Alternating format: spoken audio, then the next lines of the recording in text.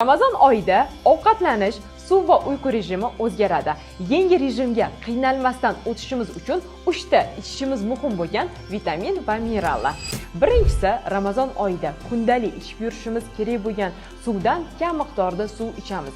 Natijada organizmda kalsiy tanqisligi kuzatilishi mumkin. Bu esa sochlarni to'kilishi, teriga toshmalarni toshishi, mushakni kamayishi va terining osilishiga olib kelishi mumkin. Buni oldini olib, sochlarni to'kilishini taqataq to'xtatib, asab tizimini yaxshilab, to'qimalar sifatini oshirib, eng asosiysi Ramazonni quvvatda va energiyada o'tkazish uchun jemchujniy kalsiyni 2 ta kapsuladan saharlik va iftorlikdan keyin iching. Ikkinchisi, Ramazon oyida uyqu rejimiga tez moslashish uchun magniy tauratni 400 taligini 2 tadan bir mahal iftordan 1 soatdan keyin iching. Uchinchisi, Ramazon oyida yangi ovqatlanish rejimiga o'tganda qabziyat kuzatilmasligi uchun artishokni 500 taligini bitta kapsuladan 2 mahal ovqatdan keyin iching. Bu videoni Ramazon oyida 30 kun davomida roza tutishni niyat qilgan yaqinlaringizga yuborib qo'ying.